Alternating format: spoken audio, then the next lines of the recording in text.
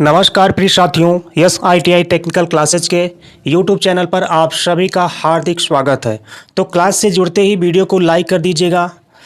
साथ ही आपको बता दें कि यह क्लास इलेक्ट्रीशियन सेकेंड ईयर के स्टूडेंट के लिए है, जिसके अंतर्गत लगभग 4 से 5 CBT पेपर को सॉल्व करने वाले हैं। तो एक एक प्रश्न को बड़े गौर से देखिएगा, यही प्रश्न आपके CBT पेपर में आने वाले हैं। वैसे छात्र जिनका अभी एग्ज़ाम नहीं हुआ है, एग्ज़ाम देने के लिए जाएंगे, तो इस वीडियो को पूरा देख लीजिएगा, ठीक है। इन्हीं में से आपको प्रश्न देखने को मिलेंगे। तो चलिए क्लास को आगे बढ़ाते हैं और पढ़ते हैं आज का पहला प्रश्न। पहला प्रश्न स्क्रीन पे आ चुका है, तो एक एक प्रश्न को ध्यान से देखिएगा, ठीक है।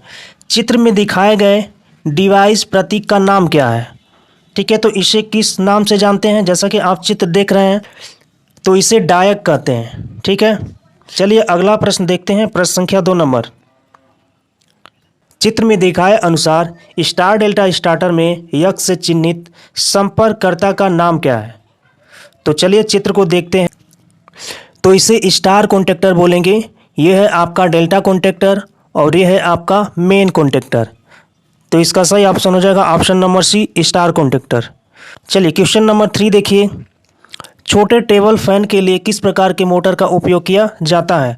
तो छोटे टेबल फैन के लिए शेडेड पोल मोटर का उपयोग किया जाता है, जबकि यूनिवर्सल मोटर का उपयोग मिक्सर में करते हैं, इसके बाद ग्राइंडर में करते हैं, सिलाई मशीन में करते हैं, हेयर ड्रायर में भी कर लेते हैं, वैक्यूम क्लीनर में भी करते हैं। तो यूनिवर्सल मोटर के भी अनुप्रयोग को पूछ सकता है। चलिए अगला प्रश्न देखिए, प्रश्न संख्या 4 नंबर। पवन शक्ति उत्पादन का प्रमुख नुकसान क्या है? तो पवन शक्ति उत्पादन का प्रमुख नुकसान, पवन ऊर्जा नियत और स्थिर नहीं होती है। तो जैसा कि आप देखते हैं कि जो हवा होती है वो निरंतर नहीं बहती है, ठीक है, कभी ज़्यादा कभी कम। तो यही इसका नुकसान है, ऑप्शन नंबर सी सही है। चलिए अगला प्रश्न देखिए, प्रश्न संख्या 5 नंबर। DC मोटर में बलागुण के अनुपाती क्या होता है? तो DC मोटर में जो बलागुण होता है वो समानुपाती होता है 5/I के, ठीक है। तो विकल्प मिलाइए, तो यहाँ पे आर्मेचर करंट सही होगा, ऑप्शन नंबर डी सही है। जैसा कि आप देख रहे हैं कि टी को टार्क से प्रदर्शित करते हैं, आर्मेचर धारा को I से और फ्लक्स को फाई से। चलिए अगला क्वेश्चन देखिए, 6 नंबर। चित्र में दर्शाए गए नियंत्रित गतिविधि का नाम क्या है? तो जैसा कि आप चित्र देख रहे हैं, तो इसमें कौन सा गति नियंत्रण विधि का यूज किया गया है, तो आपको ये बताना है। तो इसे कहते हैं कैस्केड नियंत्रण विधि। तो DC मोटर में कई प्रकार के गति नियंत्रण विधि होती हैं, जैसे आर्मेचर नियंत्रण विधि, फ्लक्स नियंत्रण विधि, कैस्केड नियंत्रण विधि, ठीक है, और वार्ड लियोनार्ड नियंत्रण विधि। चलिए अगला प्रश्न देखिए, 7 नंबर। आर्मेचर को संतुलित करने का सबसे प्रभावी तरीका कौन सा है? तो सबसे प्रभावी तरीका कौन सा है? डायनेमिक बैलेंस, यानी गतिशील संतुलन, ऑप्शन नंबर डी सही है।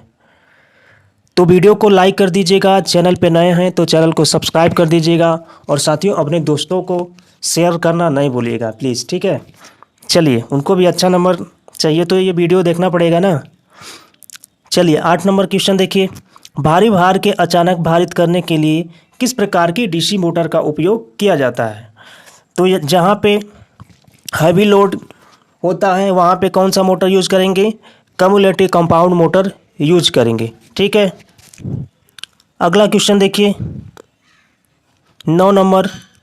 2 पोल 4 स्लॉट 12 कॉइल वाले 3 चरण मोटर के प्रति चरण प्रति जोड़े कॉइल की संख्या बताइए। ये बोल रहा है पर फेज पर जोड़ी कॉइल की संख्या आपको बताना है।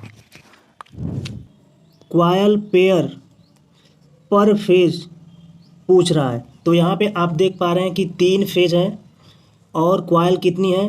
12 है। तो एक फेज के लिए आपको क्या करना पड़ेगा? 3 से भाग देना पड़ेगा, ठीक है। तो कितना आ जाएगा? 4 आ जाएगा, यानी सही उत्तर क्या हो जाएगा? 4 होगा, ऑप्शन नंबर डी सही है, ठीक है। अगला प्रश्न देखिए, 10 नंबर। पैनल बोर्ड असेंबली में किस उपकरण से बचा जाता है? तो पैनल बोर्ड असेंबली में सेंसर का यूज नहीं होता है, ऑप्शन नंबर डी सही है। चलिए अगला क्वेश्चन देखिए। Half wave rectifier output DC voltage क्या है यदि इनपुट AC वोल्टेज 24 वोल्ट है, ठीक है। तो इसका सही उत्तर हो जाएगा ऑप्शन नंबर ए 10.8 वोल्ट। चलिए अगला क्वेश्चन देखिए 12 नंबर। किस मोटर में एक विशेषता वक्र जैसा कि चित्र में दिखाया गया है? तो ये किस मोटर का है? आप देख रहे हैं कि टार्क बढ़ने पे गति कम हो रही है। तो टार्क बढ़ने पे गति कम किसकी होती है? संचयी यौगिक मोटर की होती है। ठीक है, शंट की तो थोड़ी सी घटती है, इसके बाद स्थिर हो जाती है। और जो श्रेणी मोटर होता है वो टार्क बढ़ने पर तेज़ी से घटने लगता है, लेकिन यहाँ पे धीरे धीरे घट रहा है, इसके बाद स्थिर हो रहा है। अतः ये संचयी यौगिक मोटर का है, कम्युलेटिव कंपाउंड मोटर का है। ठीक है, अगला क्वेश्चन देखिए 13 नंबर। एसी मोटर में लंबी कार्ड बाइंडिंग न करने का क्या कारण है? अधिक बाइंडिंग तार की आवश्यकता होती है। ऑप्शन नंबर डी सही है। अगला क्वेश्चन देखिए 14 number. Slip ring induction motor का उपयोग करके 3 phase squirrel cage induction motor की गति को नियंत्रित करने के लिए कौन सी विधि लागू की जाती है? तो ऑप्शन नंबर ए सही है, कैस्केड संचालन, कैस्केड ऑपरेशन विधि लागू की जाती है। अगला क्वेश्चन देखिए 15 नंबर। एनसीटी रेजिस्टेंस का पूर्ण रूप क्या है? तो एनसीटी रेजिस्टेंस का पूर्ण रूप होता है negative temperature coefficient resistor. Option number C सही है। अगला क्वेश्चन देखिए, एडी करंट ड्राइव के लिए किस नियंत्रण प्रणाली का उपयोग किया जाता है? तो किसका करते हैं? स्लीप कंट्रोलर का उपयोग करते हैं। ऑप्शन नंबर बी सही है। तो काफ़ी इंपॉर्टेंट प्रश्न है, इसको दिमाग में बैठा लीजिए। अगला क्वेश्चन देखिए, जैसा कि चित्र में दिखाया गया है तो यक्स के रूप में चिन्हित भाग में कौन सा वोल्टेज ड्रॉप है? तो आप चित्र देख पा रहे हैं, ये चित्र सामने है।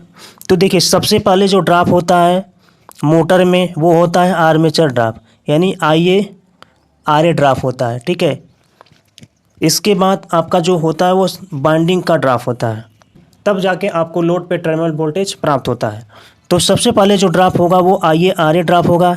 तो इसका सही विकल्प हो जाएगा option number C, armature reaction drop. चलिए अगला प्रश्न देखिए 18 नंबर। भूमिगत केबल की तुलना में ओवरहेड लाइनों का क्या फ़ायदा है? तो ओवरहेड लाइनों में दोष को आसानी से पता लगा सकते हैं, जबकि भूमिगत केबल में कठिनाइयाँ होती है, उसको खोदना पड़ता है। ठीक है, आसानी से नहीं दिखता है। चित्र में दिखाए अनुसार रेगुलेशन सर्किट का नाम क्या है? तो जैसा कि आप चित्र देख पा रहे हैं, तो चित्र को देख करके आपको सही उत्तर बताना है। ठीक है,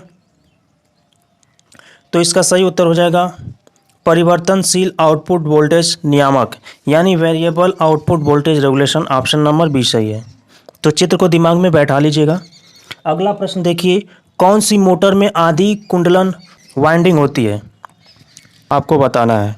तो इसका सही उत्तर हो जाएगा छत का पंखा। ऑप्शन नंबर सी सही है, सीलिंग फैन। ठीक है, चलिए अगला प्रश्न देखिए। 50 हर्ट्ज की आवृत्ति पर 6 ध्रुवों वाली AC 3 फेज मोटर का तुल्यकालिक गति क्या होगा? यानी NS का मान पूछ रहा है, तो NS बराबर होता है 120 F बटा में P। तो 120 गुणे F का मान है 50 और P का मान है 6। तो यहाँ पे 6 लिखेंगे, 6 से अगर कट करते हैं तो ये हो जाएगा 10, 20 हो जाएगा और ये 50 है। तो गुणा करेंगे तो कितना आ जाएगा? आ जाएगा 1000 RPM। चलिए अगला प्रश्न देखिए 22 नंबर। स्व उत्तेजित DC जनरेटर में अवशिष्ट चुंबकत्व की आवश्यकता क्या है?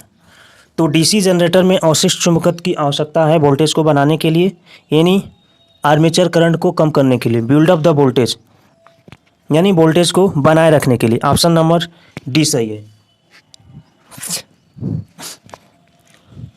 चलिए अगला क्वेश्चन देखिए 23 नंबर। लीकेज करंट प्रोटेक्शन से बचाव हेतु वायरिंग सर्किट में कौन सा सर्किट ब्रेकर यूज किया जाता है? तो ELCB यूज करते हैं। ELCB का फुल फॉर्म क्या होता है? अर्थ लीकेज सर्किट ब्रेकर। ठीक है, MCB का क्या होता है? Miniature circuit breaker.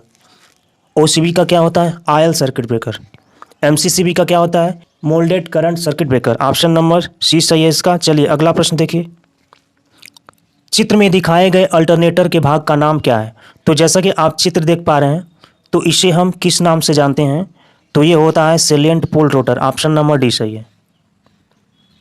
चलिए अगला क्वेश्चन देखिए 25 नंबर। डीसी ड्राइव की तुलना में एसी ड्राइव का क्या फ़ायदा है? तो मेन फ़ायदा यही होता है कि इंस्टॉलेशन और रनिंग कॉस्ट जो होता है वो लेस होता है, यानी कम होता है। स्थापना और चलाने की लागत कम होती है। ऑप्शन नंबर बी सही है। अगला क्वेश्चन देखिए, शंट फील्ड कॉइल को डीसी 3 पॉइंट स्टार्टर में होल्डिंग कॉइल के साथ श्रेणी में क्यों जोड़ा जाता है? इसलिए जोड़ा जाता है ताकि शंट फील्ड खुले होने की स्थिति में मोटर को सुरक्षा प्रदान कर सके। ठीक है, चलिए अगला क्वेश्चन देखिए, 4 पोल डीसी जनरेटर के डुप्लेक्स लैप बाइंडिंग में समानांतर रास्ते कितने होते हैं? तो लैप के लिए कितना होता है? P गुणे 2 हो जाएगा। ठीक है, तो यहाँ पे P का मान कितना है? 4 है, और बाइंडिंग डुप्लेक्स है तो 2 से गुणा करेंगे। ठीक है, तो 2 से गुणा करेंगे तो कितना हो जाएगा? 8 हो जाएगा। तो ऑप्शन नंबर डी सही है। यदि 3 रहता तो क्या करते? P गुणे 3 करते। 1 रहता तो क्या करते? P गुणे 1 करते। इस तरह से आपको समानांतर पथ ज्ञात करना है। चलिए अगला प्रश्न देखिए 28 नंबर। डीसी जनरेटर में पोल कोर को लेमिनेट क्यों किया जाता है? इसका मुख्य कारण होता है एडी करंट हानि को कम करने के लिए। ऑप्शन नंबर ए सही है। चलिए अगला प्रश्न देखिए 29 नंबर। डीसी शंट मोटर के साथ 3 पॉइंट स्टार्टर को नो बोल्ट कॉइल के साथ कैसे जोड़ा जाता है? तो 3 पॉइंट स्टार्टर की बात कर रहा है, तो 3 पॉइंट स्टार्टर में जो एनबीसी होती है वो शंट फील्ड के श्रेणी में जुड़ी होती है, तो शंट क्षेत्र के श्रेणी में जुड़ी होती है। ऑप्शन नंबर डी सही है। जबकि 4 पॉइंट स्टार्टर में ये अलग होता है, जो एनबीसी होता है उसकी सीरीज में एक रेजिस्टेंस जुड़ते हैं। ठीक है, ताकि जो एनबीसी का कॉइल है वो शॉर्ट ना हो। चलिए अगला प्रश्न देखिए 30 नंबर। जैसा कि नीचे दिखाया गया है, अल्टरनेटर का प्रकार क्या है? तो चित्र को ध्यान से देखिए और आपको बताना है कि ये कौन सा अल्टरनेटर है, तो आपको याद करना पड़ेगा। ठीक है, तो ये है ब्रश रहित अल्टरनेटर, यानी brushless alternator. Option number A सही है। अगला क्वेश्चन देखिए, कुंडल और ओवरहैंग बांधने के लिए किस प्रकार के इंसुलेटिंग सामग्री का चयन किया जाता है? तो टेरेलिन धागा का प्रयोग करते हैं। ऑप्शन नंबर ए सही है। तो आप लोग बाइंडिंग को बांधते हैं ना, तो जो धागा उपयोग करते हैं उसे टेरेलिन धागा के नाम से जानते हैं। काफ़ी इंपॉर्टेंट क्वेश्चन है, इसको दिमाग में बैठा लीजिएगा। चलिए अगला क्वेश्चन देखिए 32 नंबर। जैसा कि चित्र में दिखाया गया है, रोटरी कन्वर्टर में यक्स के रूप में चिन्हित भाग का नाम क्या है? तो इसे आपको बताना है, ये वाला जो भाग है इसको बताना है। तो इसे क्या बोलते हैं? आपको पता होगा, इसे बोलते हैं कम्यूटेटर, जो क्या करता है? धारा को एकत्र करता है। कलेक्ट द डायरेक्ट करंट, यानी प्रत्यक्ष धारा को एकत्र करता है। ऑप्शन नंबर ए सही है। देखिए कितना घुमा फिरा के क्वेश्चन पूछा है, तो काफ़ी इंपॉर्टेंट प्रश्न है। तो ऐसे भी प्रश्न आपके सामने आएंगे। तो जितने भी साथी जुड़ रहे हैं, वीडियो को लाइक कर दीजिए और प्लीज़ आप लोग अंत तक देखिए। ठीक है, ये नहीं कि बीच में छोड़ के भाग जाइए। अंत तक देखेंगे तो आपके लिए फ़ायदा है, आपका एग्जाम बेहतर जाएगा। ये ओरिजिनल सीबीटी पेपर है। ठीक है, कोई शक की बात नहीं है। चलिए अगला क्वेश्चन देखिए, चित्र में दिखाए अनुसार बियरिंग का नाम क्या है? तो जैसा कि आप चित्र देख पा रहे हैं, तो इसे कौन से बियरिंग के नाम से जानते हैं? तो इसमें आप देख पा रहे हैं कि ये बॉल भरा हुआ है, तो कौन सा बियरिंग हो जाएगा? बॉल बियरिंग हो जाएगा। ऑप्शन नंबर सी सही है। चलिए अगला क्वेश्चन देखिए 34 नंबर। ड्राइव में आउटपुट चरण के लिए उपयोग किए जाने वाले पावर इलेक्ट्रॉनिक घटक का उन्नत संस्करण कौन सा है, यानी नया संस्करण कौन सा है? तो इसको कहते हैं ऑप्शन नंबर सी IGBT। ठीक है, तो integral gate bipolar transistor. Option number C सही है। चलिए अगला क्वेश्चन देखिए 35 नंबर। जब 2 अल्टरनेटर के समानांतर क्रम में संयोजन करने पर जब 2 लैंप चमकने लगते हैं तथा एक लैंप अंधकारमय हो जाता है, तो उस समय क्या होता है? वोल्टेज और फ्रिक्वेंसी बराबर हो जाता है। ऑप्शन नंबर सी सही है। अगला क्वेश्चन देखिए 36 नंबर। ऑफ लोड स्थिति में कौन सा स्विच संचालित होता है? काफ़ी इंपॉर्टेंट प्रश्न है। तो इसे कहते हैं isolating switch. Option number C सही है। अगला क्वेश्चन देखिए 37 नंबर। किस शब्द से तात्पर्य है कि किसी पदार्थ का द्रव्यमान इलेक्ट्रोलाइट से 1 कूलाम विद्युत द्वारा मुक्त होता है? तो ऑप्शन नंबर ए सही होगा, विद्युत रासायनिक तुल्यांक। अगला क्वेश्चन देखिए 38 नंबर। स्वचालित वोल्टेज स्टेबलाइजर के लिए किस फीडबैक नेटवर्क का उपयोग किया जाता है? तो वोल्टेज डिवाइडर नेटवर्क का उपयोग किया जाता है। ऑप्शन नंबर सी सही है। चलिए नेक्स्ट प्रश्न देखिए चित्र में दिखाए गए नियंत्रण पैनल वायरिंग में प्रयुक्त वायरिंग सहायक उपकरण का नाम क्या है? तो जैसा कि आप चित्र देख पा रहे हैं तो इसे क्या कहते हैं पूछ रहा है, तो इसे हम कहते हैं dean rail. Option number D सही है। चलिए अगला क्वेश्चन देखते हैं। चित्र में दिखाए अनुसार डीसी मोटर का नाम क्या है?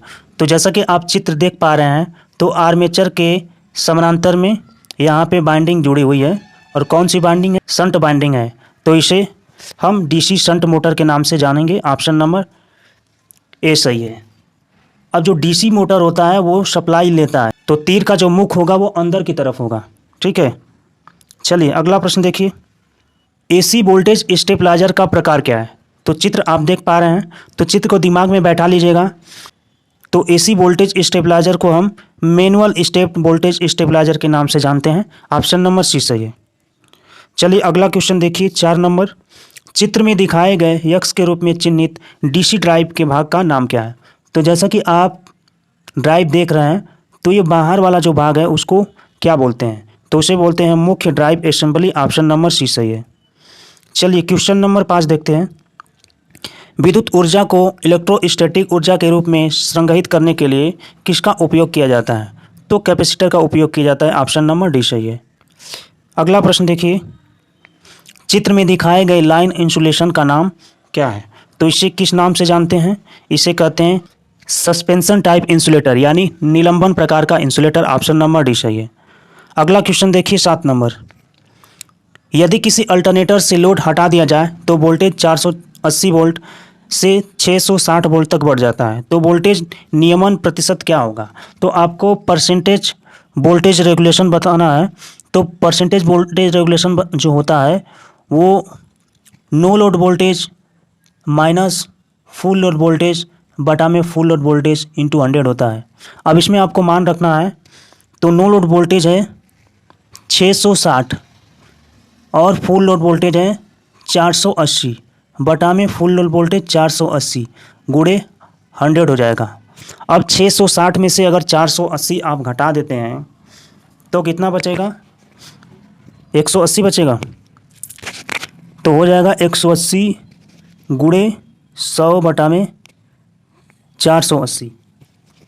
तब अब इसको हल करेंगे तो सही उत्तर आ जाएगा 37.5%। ऑप्शन नंबर सी सही है। हल करके देख लीजिएगा। अगला क्वेश्चन देखिए, 8 नंबर। एसी 3 फेज मोटर के रीवाइंडिंग के लिए किस प्रकार के तार का उपयोग किया जाता है? तो सुपर इनेमल कॉपर वायर का उपयोग करते हैं। ऑप्शन नंबर डी सही है। अगला क्वेश्चन देखिए, सर्किट में दर्शाए गए एम्पलीफायर का नाम क्या है?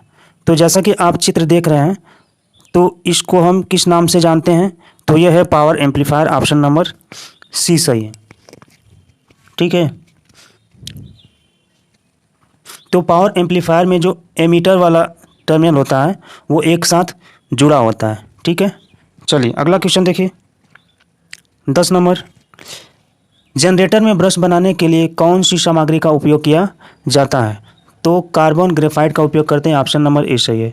अगला क्वेश्चन देखिए, 11 नंबर। जैसा कि चित्र में दिखाया गया है कि यक्स के रूप में चिन्हित भाग में से कौन सा वोल्टेज ड्रॉप दर्शाया गया है? तो ये आपको बताना।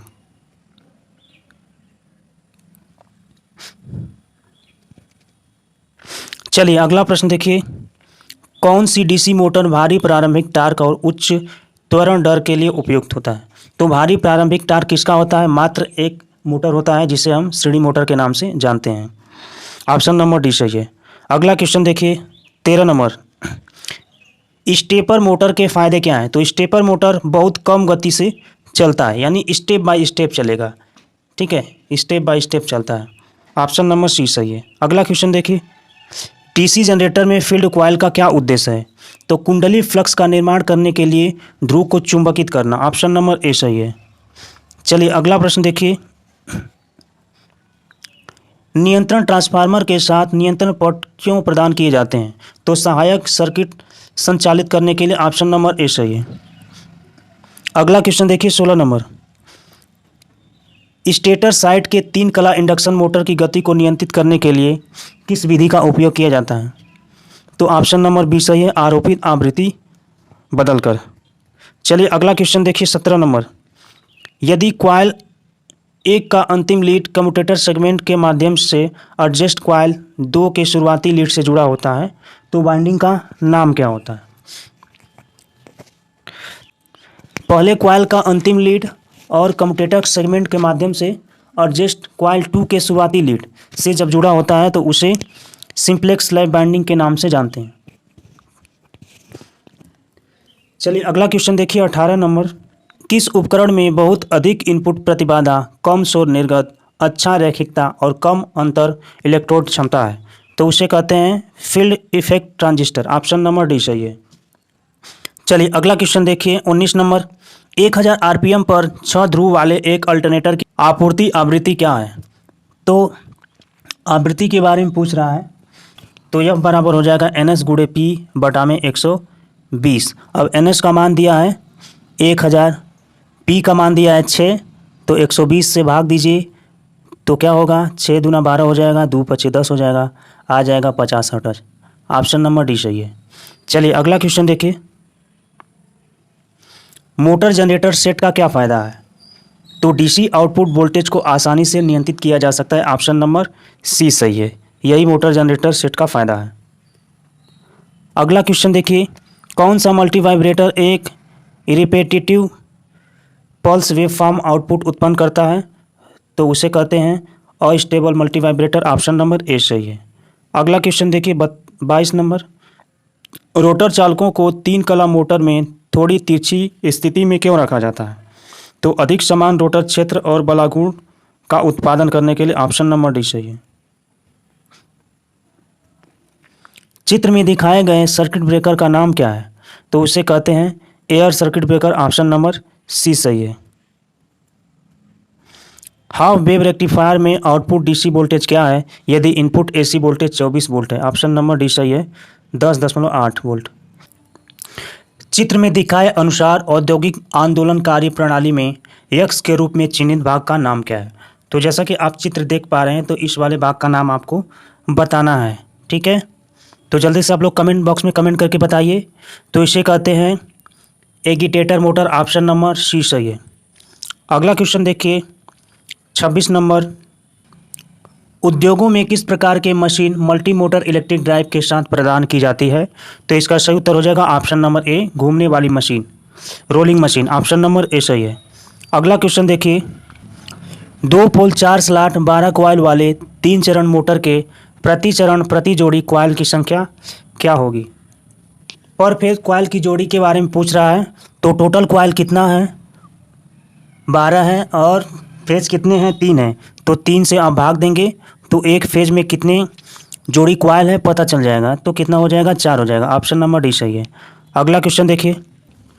गति नियंत्रण की कौन सी विधि केवल 3 कला की स्लिप रिंग इंडक्शन मोटर के लिए आरोपित होती है? तो इसे रोटर रियोस्टेट गति नियंत्रण कहते हैं। ऑप्शन नंबर सी सही है। अगला क्वेश्चन देखिए 31 नंबर। डीसी मोटर में आर्मेचर के घूर्णन की दिशा निर्धारित करने के लिए किस नियम का उपयोग किया जाता है? तो फ्लेमिंग के बाएं हाथ के नियम का उपयोग किया जाता है। ऑप्शन नंबर ए सही है। चलिए अगला प्रश्न देखिए 32 नंबर। डीसी ड्राइव की तुलना में एसी ड्राइव का क्या फ़ायदा है?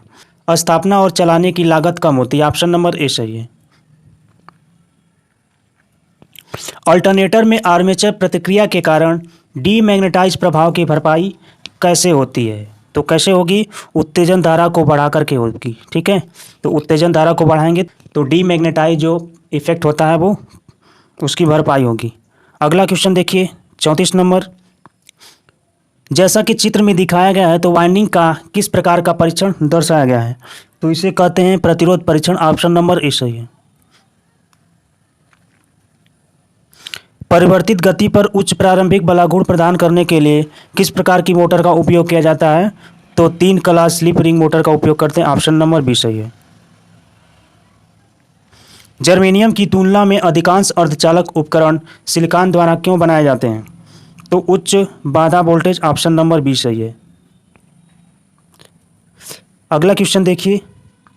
डीसी जनरेटर में इंटरपोल को कैसे जोड़ा जाता है? काफ़ी इंपॉर्टेंट क्वेश्चन है, तो दिमाग में बैठा लीजिएगा। तो आर्मेचर के साथ श्रेणी क्रम में जोड़ा जाता है। ऑप्शन नंबर सी सही है।